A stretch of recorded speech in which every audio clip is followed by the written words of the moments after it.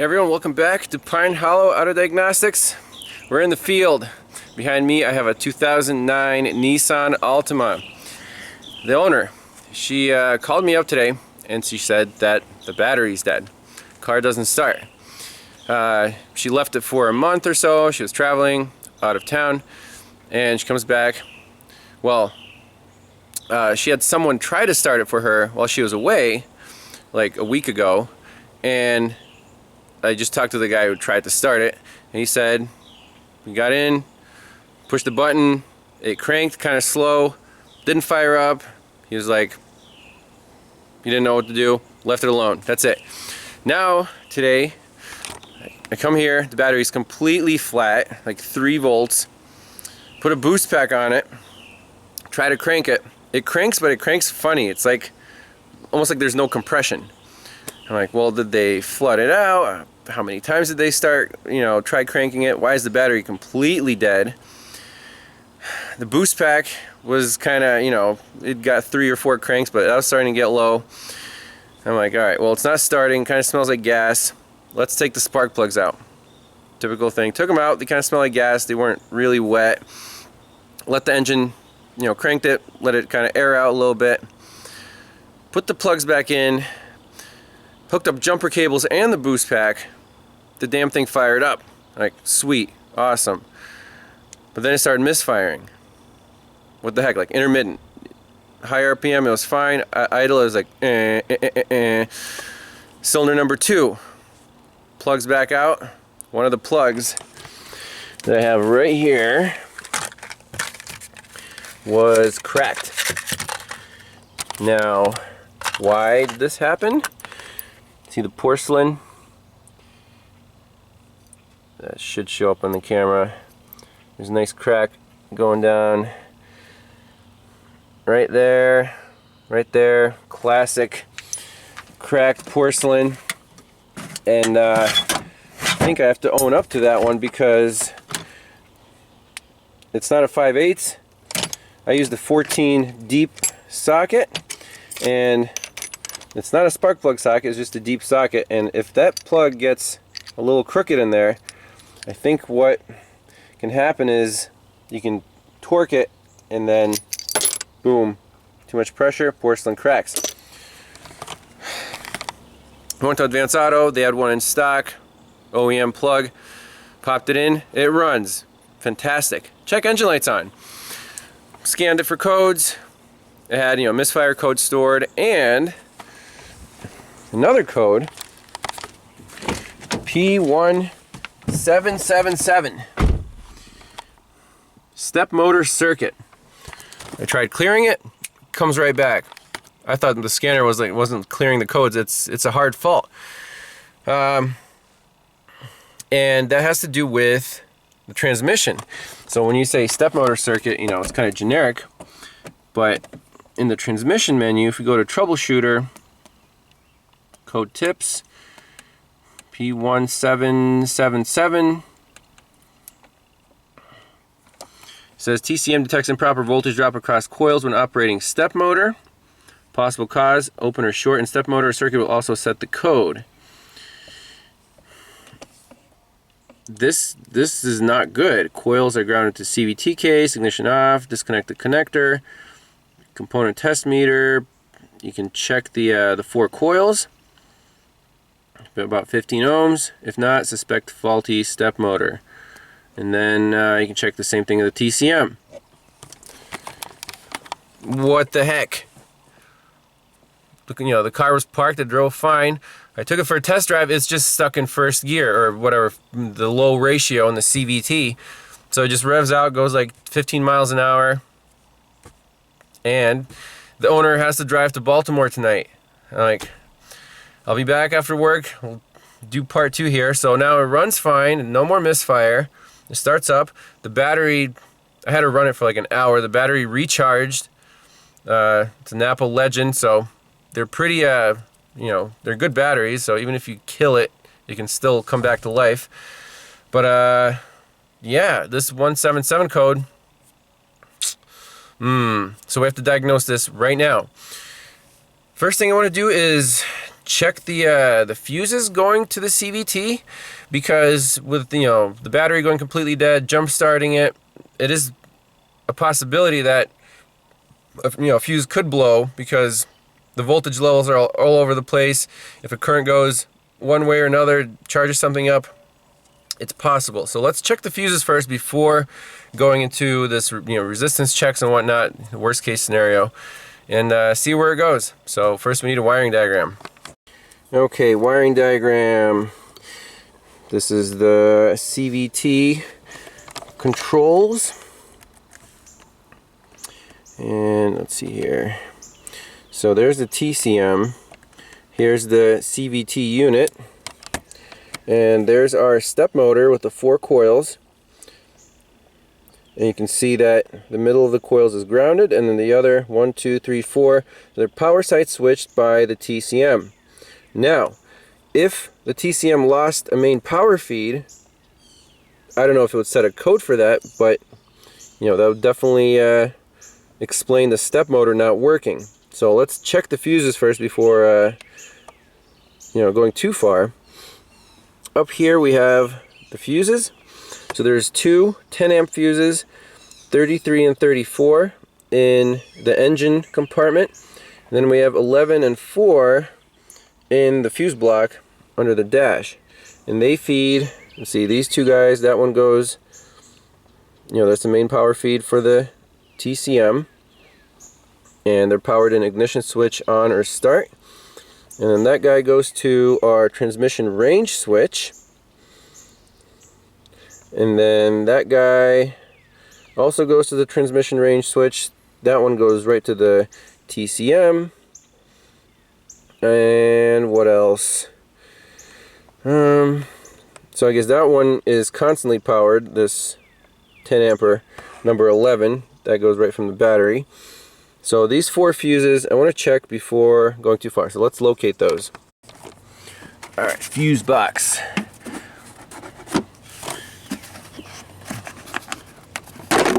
Boom. Alright, so they're labeled in amperage and the whatever they control. So is there a transmission, engine control, throttle, motor, injector? So let me make sure we have the right fuses and we'll go from there.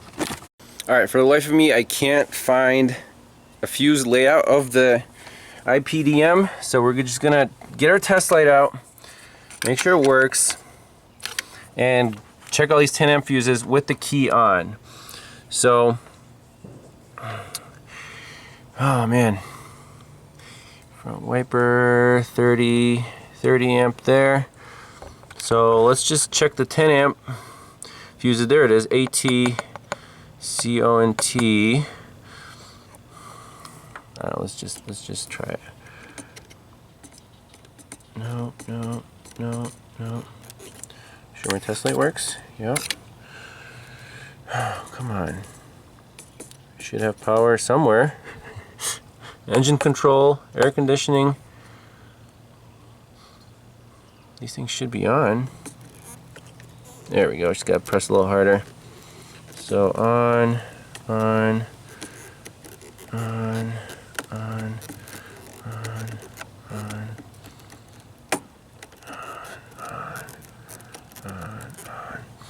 Okay, 10 amp fuses there. These all check out fine. That one's just not hot. That's for the lights. Not interested in those. So I wish I knew the number of these, but Nissan, in all their wisdom, does not provide you with a label. Let's go to the other 2 fuses. They're here, 11 and 4 in the fuse block. Alright, so for fuse 4 and 11, fuse 4 is 1, 2, 3, 4. It says meter, 10 amp, and the last one, if you keep going down, 11 will be meter right in front of the 2 spare fuses. I verified that on the diagram. So 1, 2, 3, 4. That guy there. Lights up. lights up, and this guy here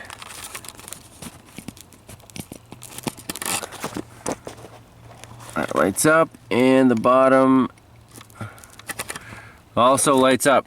So all our fuses check out. Now we need to go to either the CVT connector or the TCM connector and do those resistance checks, you know, on that internal stepper motor inside the CVT. I really hope that's not going to be the problem. Here we go. I got the air duct off. Our TCM piggybacks off of the PCM, and you can see down there is our main plug for the CVT. Let me see if I can get you guys a shot. Right next to that rusty pipe. What do we see right there? Right there. Come on, focus. Focus, focus, focus, focus. Patience, patience. Come on. Lighting, camera, action. Oh, baby, there it is. Got a little rodent damage. That's our problem. So, visual inspection wins, huh? So the repair procedures are pretty good. Let us look at the wiring diagram to see. See, Nissan doesn't even give you wiring colors. It's ridiculous. Come on, Nissan. I guess you have to go down here and go like, okay, it's whatever, orange and light blue. Let's get under there. I did bring a jack just in case. We might have to use this guy. Pop the wheel off. Oh, I don't know if we can get through here to that plastic liner and try to see the damage. So this is the mobile workshop.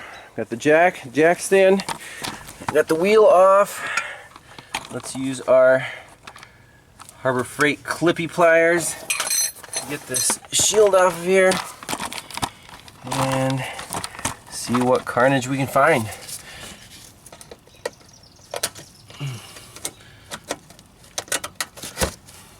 These things work great, by the way. You got little clips to remove. They are just the ticket.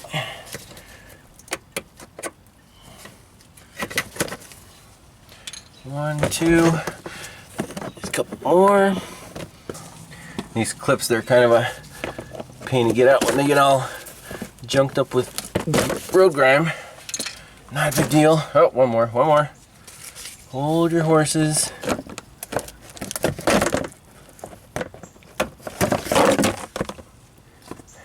Bingo. What do we see? We see a little chewed action. This guy, if I remember from the Rogue, just twists and shove it. Oh, bingo. There it is, guys. Broken wires. Alright, so taking a closer look, peeling back the conduit, we see two damaged wires. This blue with a red stripe is chewed, but the copper is still intact. This red one, there's a whole chunk missing, like an inch of wire. So what I did was take off the face of the connector, and using a dental pick and a Harbor Freight pick, I actually managed to unlock the pin and slide it out, because this wire is chewed, you know, basically right to the connector. You can't really solder to this, but now we have a little more room to work with, and I think we can make a little jumper from here to the other end of this chewed wire. So let's do the repair. I don't know if I can videotape this. It's kind of tight quarters, trying to get in here with my light and stuff, but we'll do the best we can. So first thing we're going to do is solder the little wire to a jumper, and I have it set up here in the little brake clip. Getting a little dark.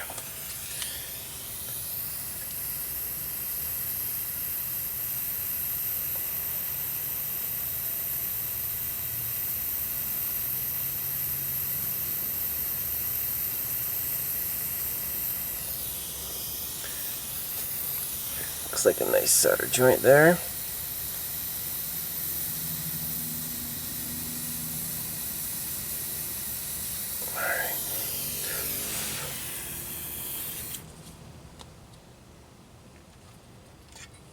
And the shrink wrap is going to go right over and hopefully cover this little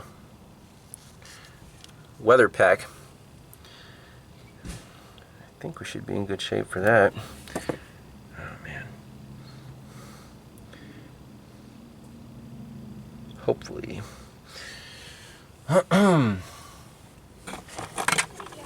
Привет, Лида. Продвигается. О, хорошо. Снимаем видосик. Так. Здорово. Ага. Хорошо. И что увидишь свою машину на видео. Второй раз уже. Ну не первый.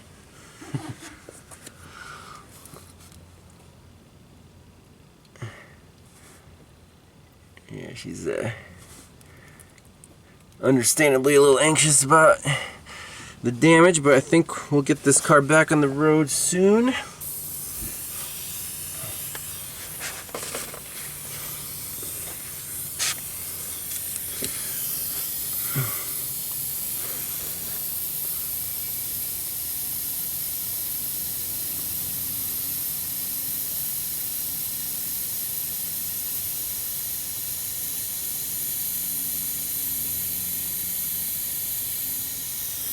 Should be pretty good there.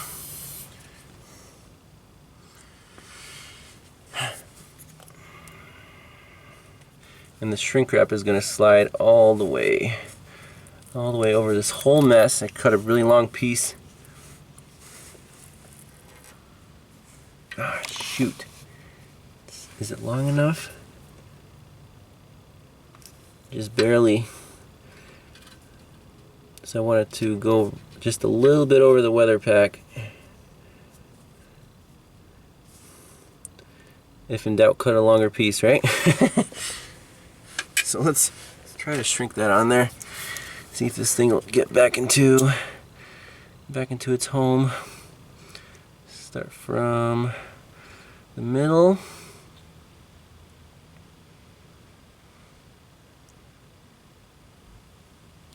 And just kind of lightly, it has that sealant in there, so we'll just try to get it on there best we can.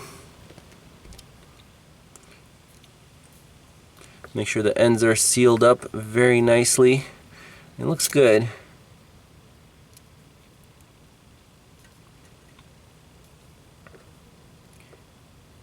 You know, this environment here is right next to the wheel, so we have to make sure our connections are excellent. No shortcuts. So let's try to put this thing back into the connector. I just want to see the correct orientation of our pin. Alright guys, there's what it looks like. It's not pretty, but I put some dielectric grease on there and it actually slipped in. The pin is all the way in. So now we can just put our little white cap back on here.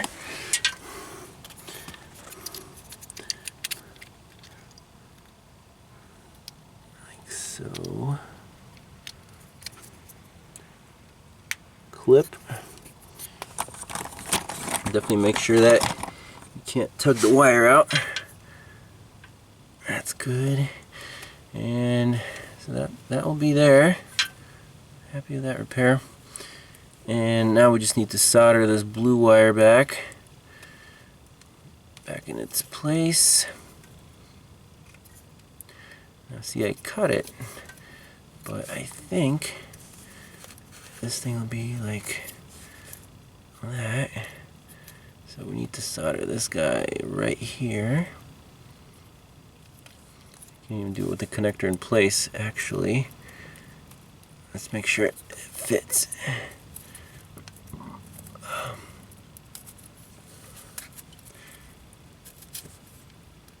Okay. Is that it? Is it locked in? I think it's locked in. So let's just do that guy there.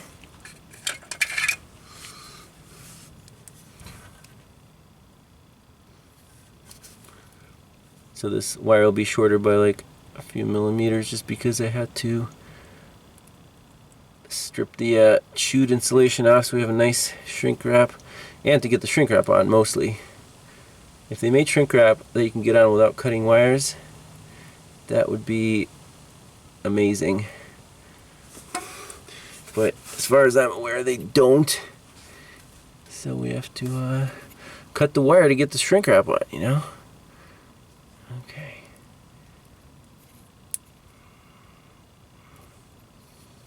I don't know, that should be okay there. Just make sure we have shrink wrap on there. Do we have it? Oh no, good thing I was talking about shrink wrap. I almost forgot to put my piece on there. There we go.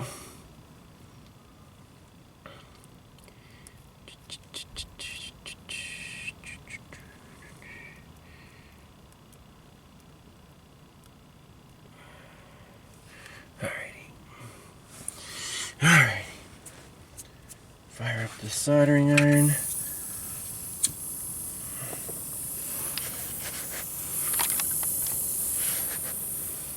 Almost done here. I got more cars lined up after this. After work on a Friday. What better way to spend some quality time diagnosing cars, right?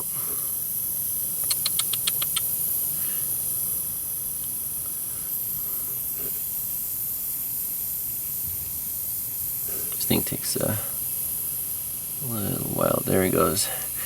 Glowing red hot. Boom.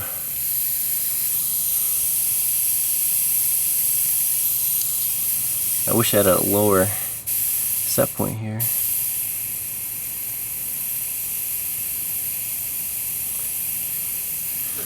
My first butane soldering iron was a lot less aggressive. This guy on the lowest setting is just, it's too hot, I think. Same one, same Radio Shack brand. Just something weird in the valve. Alright. Not good enough for me. Take the little clippies off. Ching. And shrink wrap. Good to go. Watch me torch the whole connector off. That would be a pain in the butt, wouldn't it? Alright.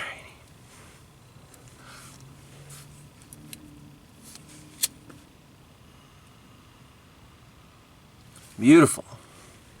Now, so that guy is there, happy. This guy will also be happy. Let's get the conduit back on there. Should we test out? Should we at least turn the key on, make sure we can clear the code? That'd be a good idea. But I think we're in good shape though. So let's do that. Scanner's still going.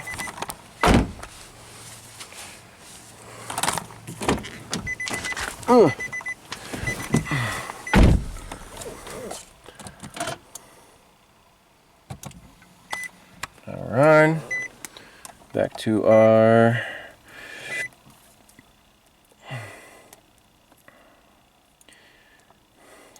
codes only. 177. Clear codes. Yep. Continue. Codes only. Hooray, we got them. We got it. Alright, let's wrap it up. Put the car back together. Take it for a quick test drive. Alright, picture of the finished product. Got it all wrapped up nice. Done. Alrighty, so let's take it for a spin first. Check engine light's still on. Let's go to the engine menu and see what the codes are here. Okay, so let's clear these out. I cleared them in the transmission, but the engine still remembers them. So clear codes. Yep. No more check engine light. Before it wouldn't turn off. So codes again. No codes present. Amazing. Awesomeness. Let's take it for a spin. Alright, here we go. Nice boring CVT action, everything's good. Ratios are changing, no warning lights.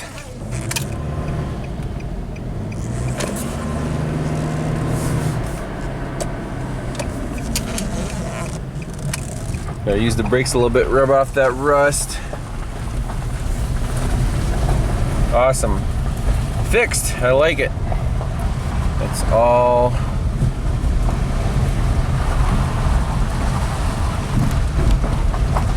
we have to do there.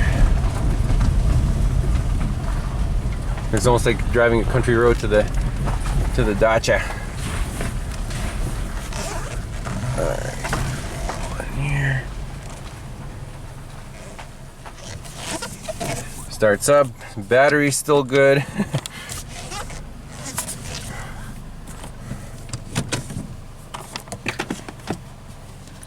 Nissans always lock you in. Alright, so interesting little case study. Dead battery, I don't know. You know, I checked for parasitic draw, there wasn't any, so why did the battery get fully depleted? Could the rodent damage have anything to do with it? I don't think so. Those are just transmission control wires. The battery is charged now, it's alive. New spark plug. Fixed the rodent damage, now the CVT shifts. Hopefully this car will be good for a little while. But yeah, not just a simple jump start. Thanks for watching. See you guys next time. Bye-bye.